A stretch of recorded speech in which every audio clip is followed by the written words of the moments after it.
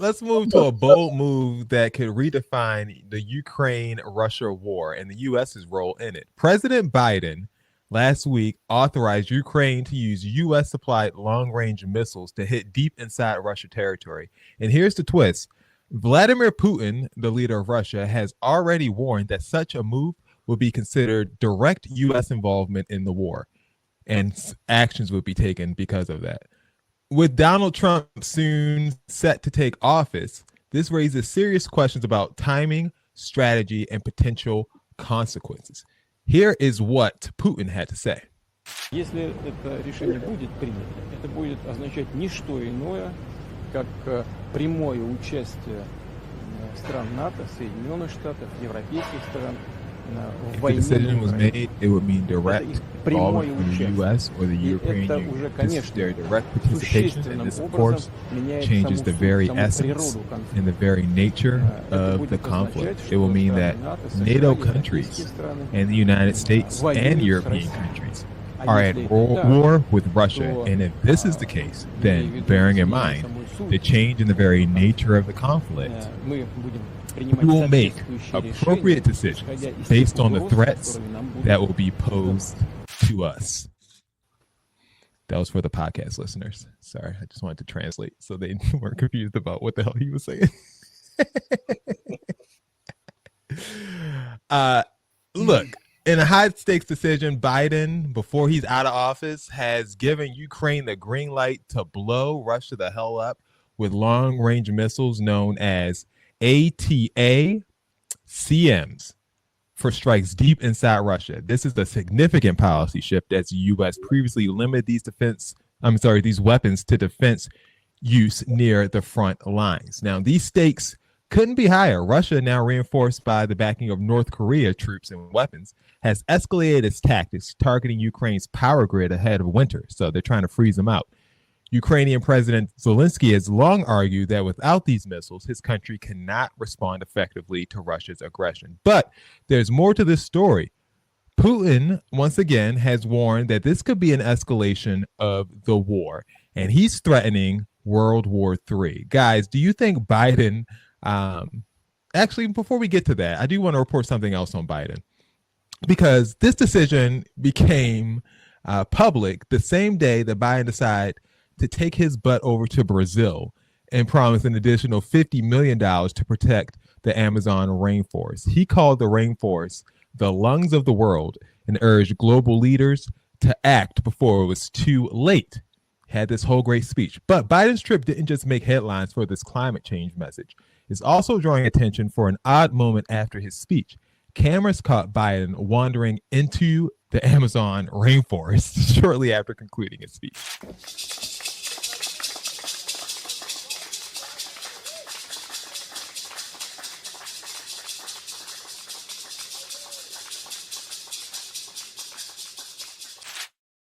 Where was he walking? Where was he going? Get some fresh air.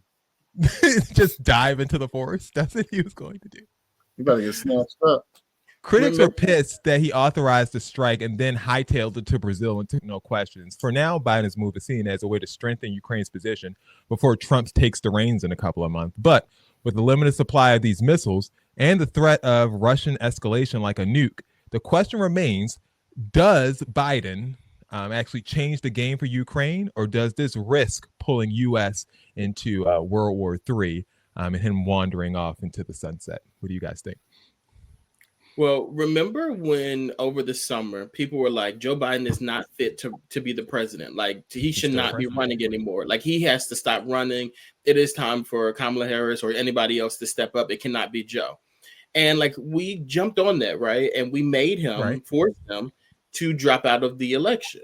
But I don't think we realized that in the process of him dropping out of the election, he's still currently the president. Yeah, and if he was do it for another 4 years, he's not fit to do it currently. And we did nothing about that. And that's why we are where we are now.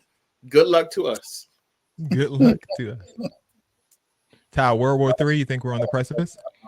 I'm not concerned with Russia right now. I really don't think that they want any smoke with the U.S. So Especially when they've already won the election, right? You continue to be in war with whom you are in war. Don't try to like you can barely handle that situation.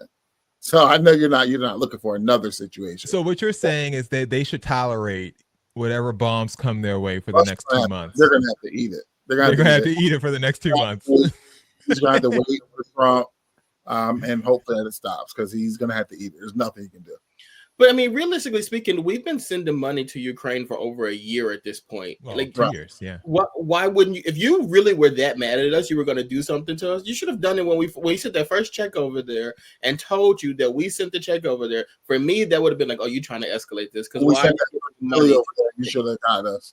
Yeah. Well, he thought it was for humanitarian aid, but he's saying this is a direct involvement. So was them?